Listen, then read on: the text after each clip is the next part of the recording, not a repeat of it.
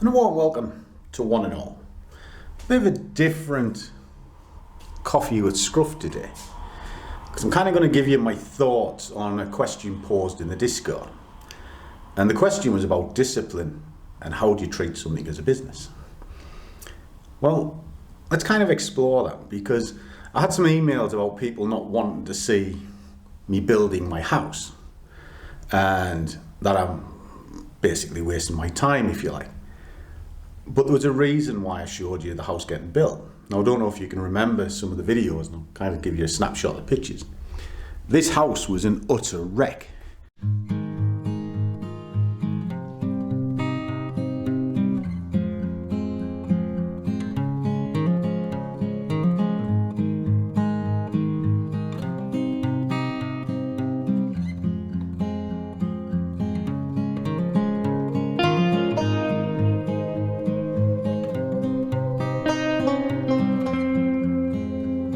And to a degree, it still is.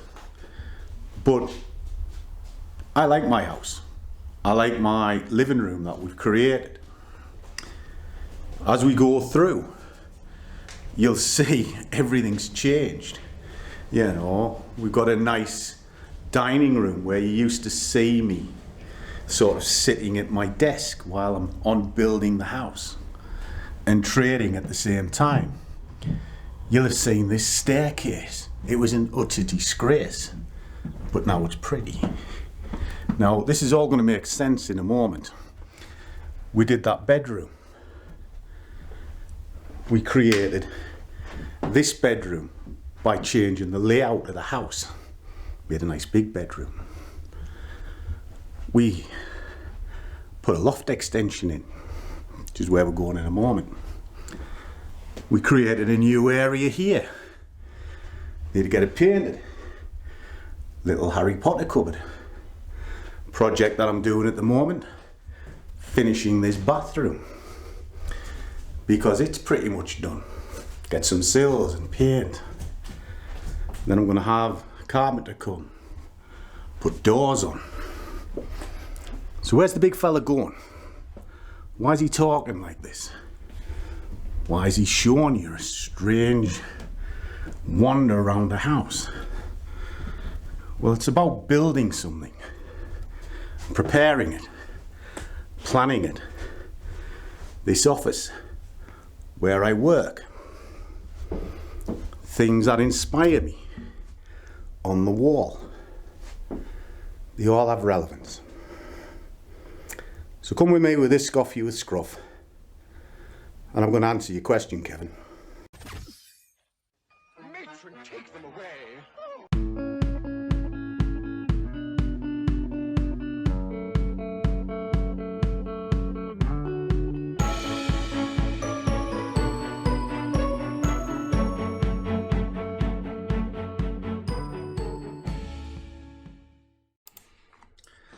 Okay guys, so I'm nicely rooted in my office. Got the important ingredient, which is coffee, because we all know Scruffy likes it coffee and he needs a slurp, so bear with me a second. I need to kind of chill down a little bit, because I was knackered. Not so much because I was fat and bloody out of shape, as some people like to stick it into me. I am in shape. Just so happens this week's shape's a sack of spuds. But I also have a cracking scar in my neck, because one of the reasons I trade is because I broke my neck, which has left me a lot of nerve damage, and things that I used to be able to do, I can't do anymore. So I have to do workarounds. I have to plan things out a little bit more than I would normally. And maybe that's why trading suits me down to the ground, because I have to plan things, and also I'm not as physical as I used to be. And this kind of leads over into the question that was asked and what I was driving at. So let me show you that to start with. Now, that is there from Kevin in the Discord. If you haven't seen the Discord before, it's a small group that I run. And I'm going to give a little salute to Kevin, as we now call him Perry. It's a derivative of living it large and Perry Mason. It's an in-joke that we all have, but well done, fella. Your question's incredibly valid. You know, how does someone run a hypergrowth or bootcamp account as a business? Now, the key word there is business. Now, the other side of it, I guess, is, well, what's a hypergrowth and a bootcamp? Well, if you give me a second, I shall show you, because I'll pull it up. Give me just a second. Here we go. Bing, bang, boo. Open that up. Happy days. Not for now. All right. Hypergrowth used to be called instant. And you've got the bootcamp, which is set on milestones to move forward. Now, the difference between the two is you pass one milestone, you're immediately funded.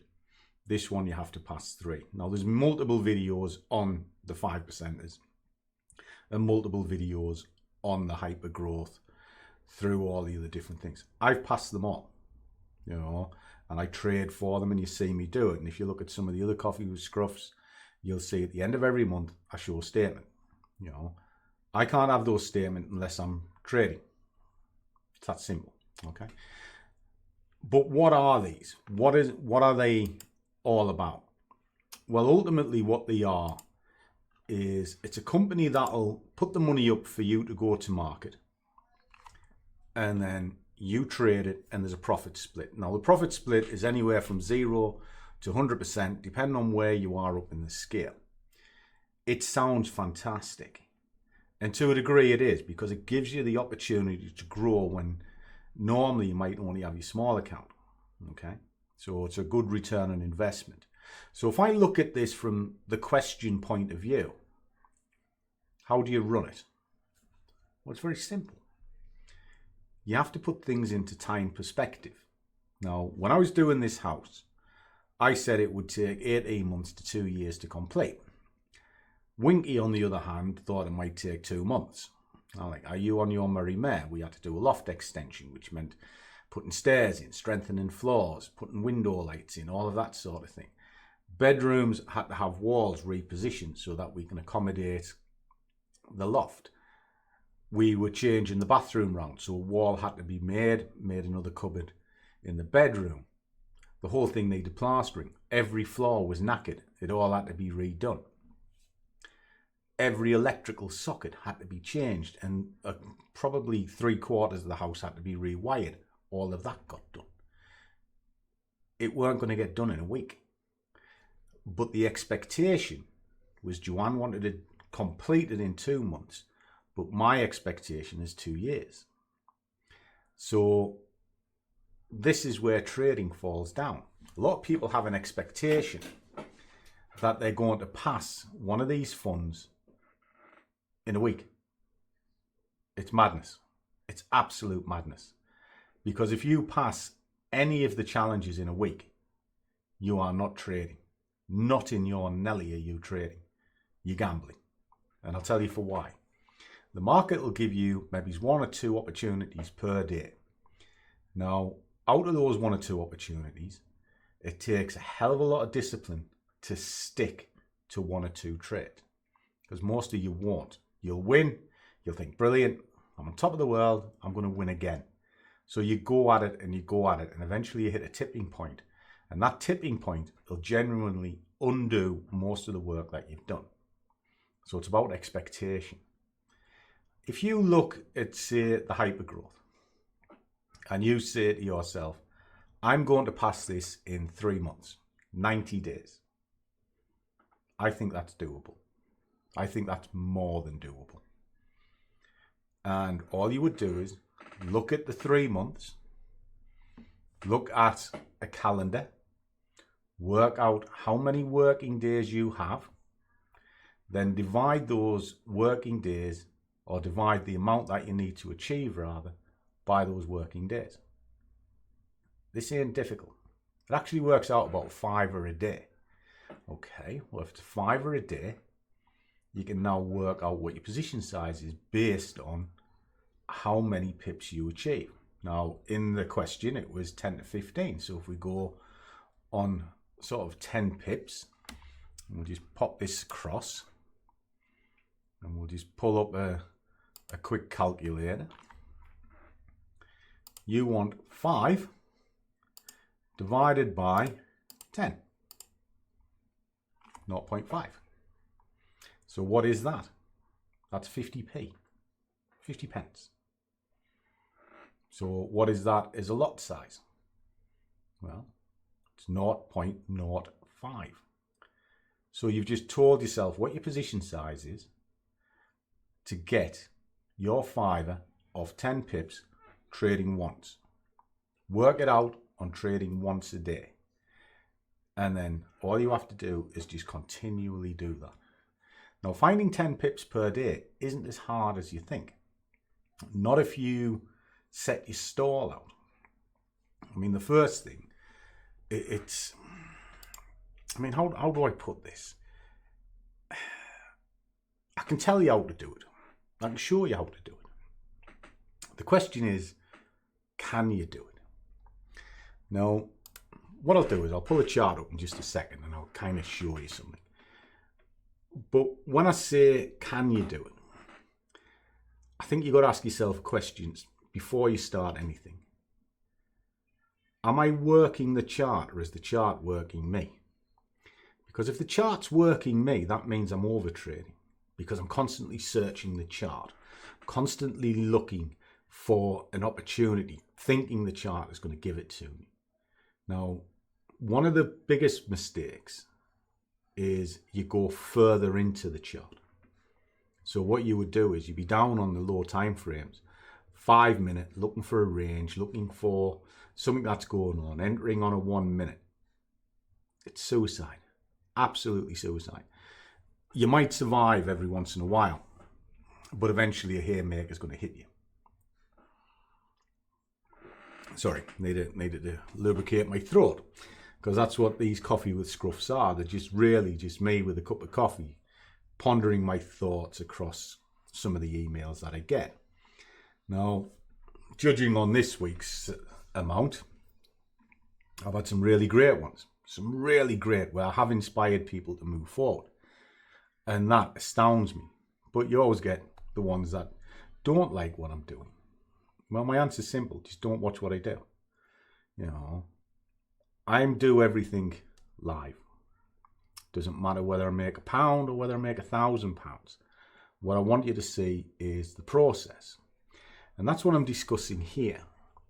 If you're chasing money, you're not doing a process. You're just taking a punt. Now it's not going to end well. Let's put it that way, guys. It's just not going to end well. So roll it back. How do you do this as a business? Well, the first thing is the plan. I've just told you what a plan is. Work out 3 months, work it down to a daily chunk, work it down to the smallest denominator of what you can comfortably achieve per day. So 3 months to a fiver to 50p a position. Next question. Can my account take 50p? Well, I work to a simple mantra. It's £1 or $1 of liquid money for every 1,000. So if I've got £1,000 of drawdown, that is my liquid money. The account size means nothing, not a bean. So when you see somebody sort of going, oh, I'm running a 250,000 account, I'm running a 2 million account, it means nothing, nothing. Because it's the drawdown that's the account. That's the interesting part. So on a small hyper growth, you can start, let's just say you've got 500 quid as your drawdown to start with. Then yes, 50p can be absorbed because it works out if you pro-rata it to 10p for every 100. So 500 equals 50, but it means that's your maximum position size. You can't enter any further from that. So if you go in at 50p, you can't put any more positions on. That's it. So why is that there? Well, that's there to protect the account. Keeps it in relation to the size. It means you're not over leveraging. So what if you can only do 25p? Well, that means you've got to take 2 trades a day. So again, you're putting your limits on to what you can do. Everything's about limitation. And once you've worked out what your stress points are, I know it's 50p, I know that'll do me 10 pips, that'll do me the day. Or I can only do 25p. Well, I've got to do 2 trades, then I'm done for the day. They're your stress points. And then allow yourself a little bit of allowance for when you're wrong.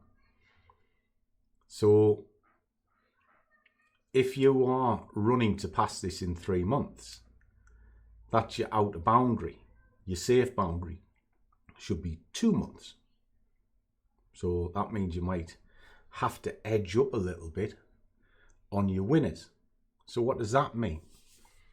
That means your 10 pips now becomes your minimum target, not your maximum target. You know, if you do a minimum of 10 at 50p, gives me my fiver, that's my day done. But if I can get a runner to go, and I might do £6 today because it ran that little bit further, all these little bits add up. And what do they do? They pay off the days that you're wrong. So that's a little monologue on controlling position size and setting out a stall. But what about looking at a chart? How does that help you? Well, that's where the work is, because you can plan your trade or plan how you're going to do the course. You know, doesn't matter what it is, whatever your milestone is, right? Put it into a time frame, work out how far it is. Now you've got to execute some tasks in order to achieve it. It's not as difficult as you look.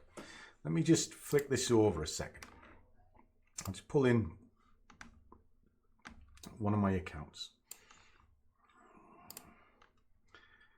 Just drop this up. Okay.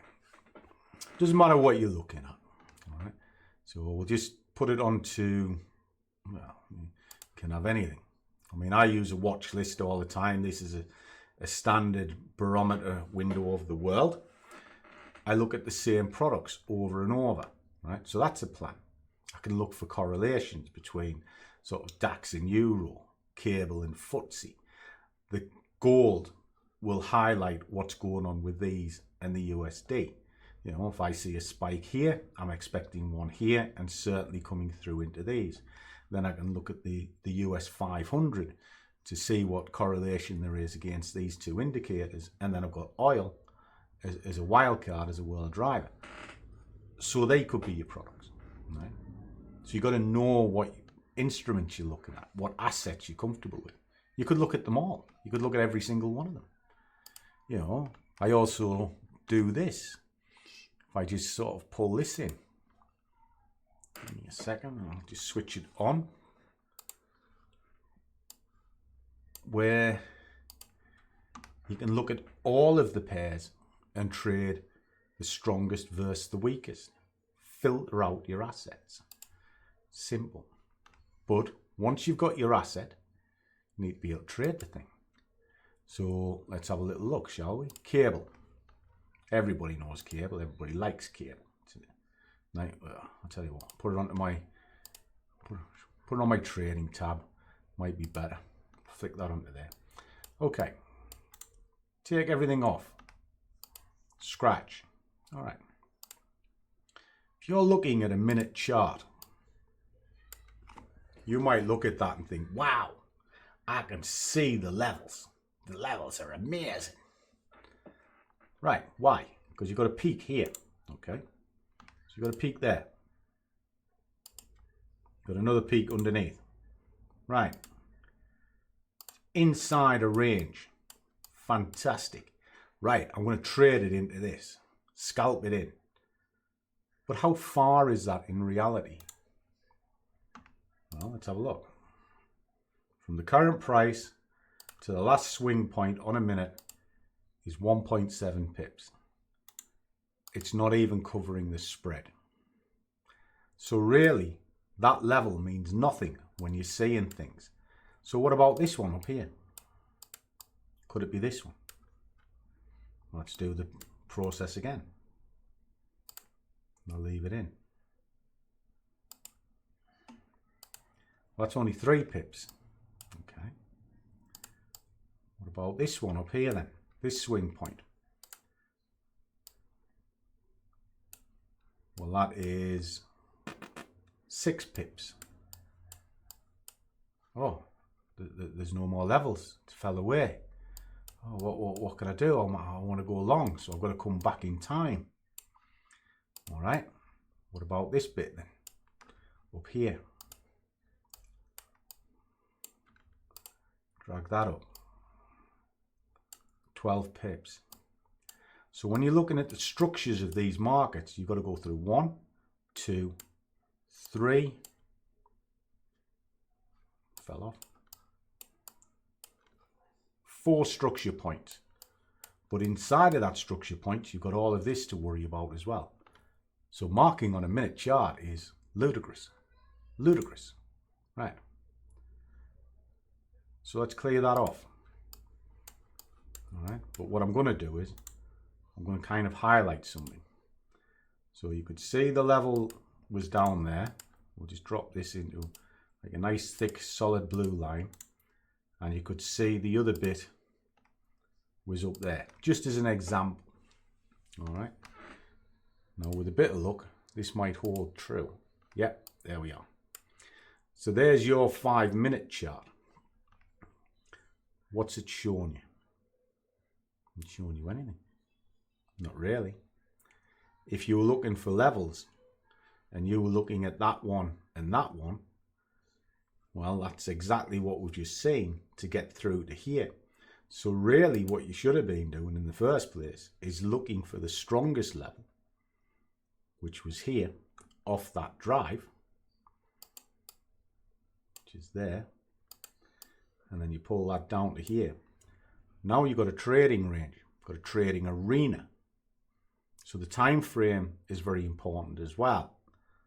But is that strong enough? Not really. What about if we went out to 15 minutes? Well, now look what's happening with this 15-minute chart. Well, yes, you've got a swing point there, and yes, we know there's 10 pips, so that's not bad, and it's double tapped here, but where's the stronger move? Well, the stronger move is there, because it has more data in it. Top, bottom, balances into that lot. Interesting. Take it back to an hour. What's this telling you?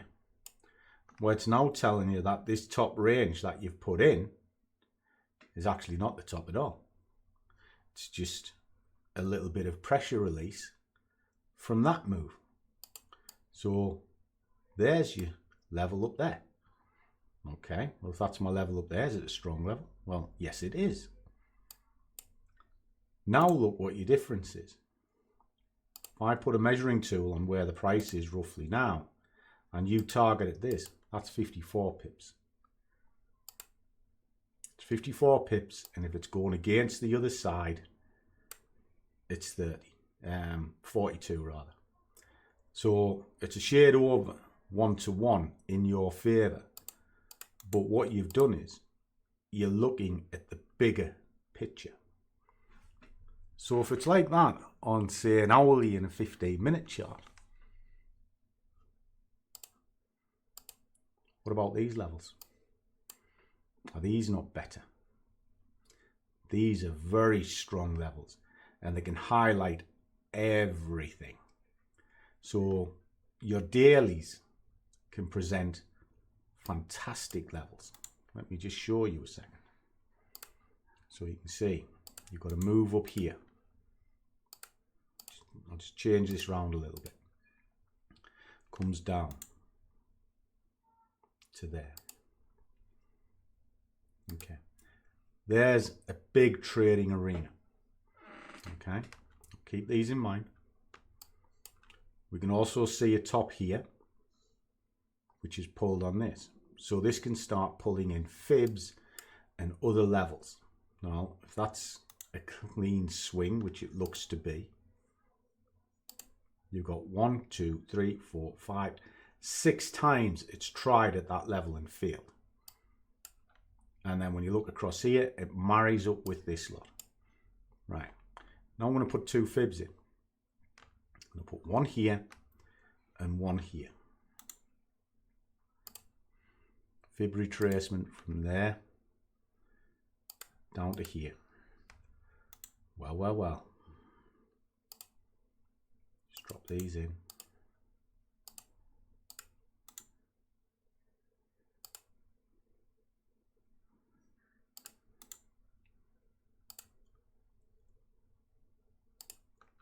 So that level that was put in down on the lower time frames is actually a pivot point of a daily. It's a dangerous area. Go through it, bounce off it. What appears to be bouncing off it. It also ran straight up to a 61. Happy days, happy days. Right, now we need a locking point. It's a locking point. Locking point is from the start of a fib, so it started probably there and has ended up here. To hit the 23, creating locking levels. And then again, what it's done, we just drop some of these. I'll just change the colours just so you can see them slightly different.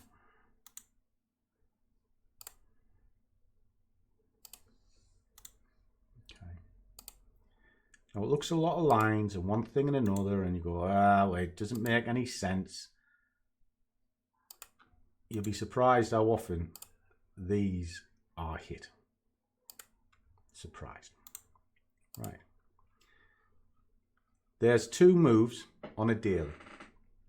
Okay. Strong directional move, a king fib or alpha fib, doesn't matter what you want to call it.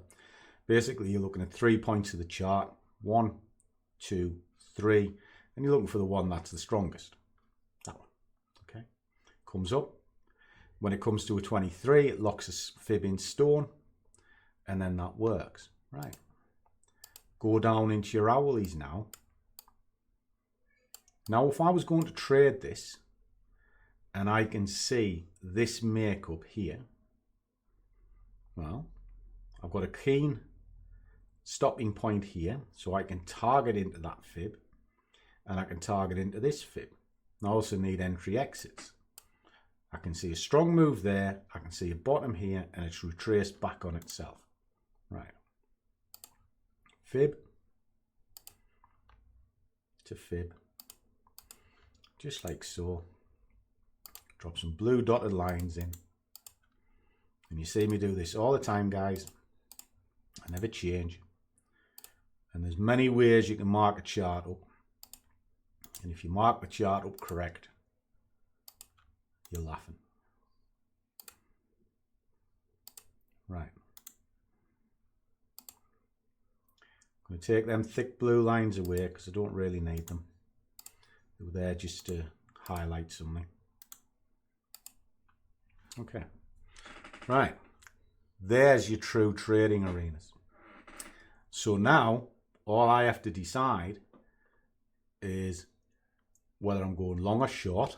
Well, if I'm going short, I can sell here, and I know for a fact that it's coming here, or there's a high chance it's coming here. Right? So what does that mean? Well, if I want 10 pips as a minimum, I can get it before it even gets to that point.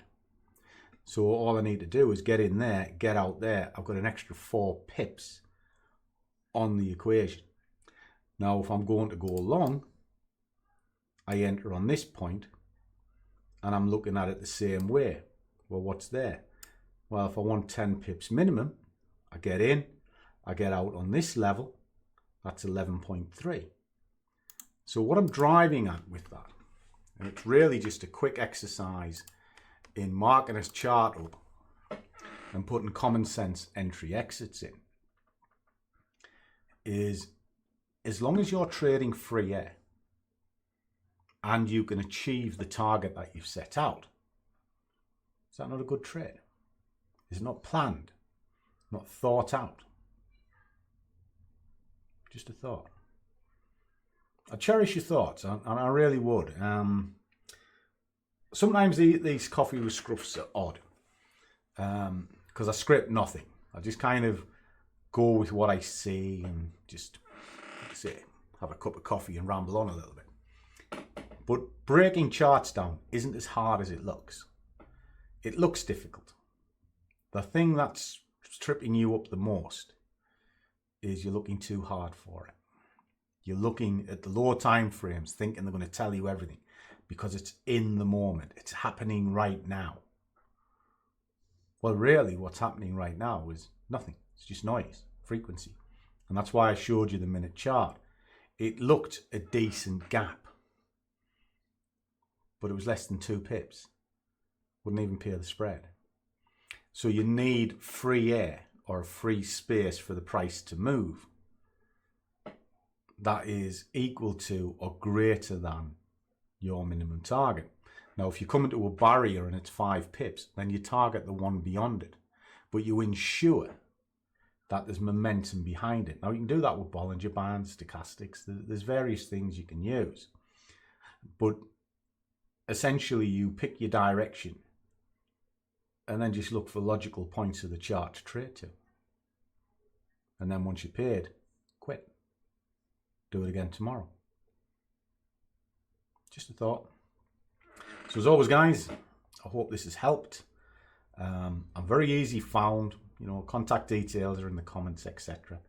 And I genuinely answer every single one of you. So as always, trade well, keep your risk managed, but above all, do what you love, and the money will follow. See you all in the next one.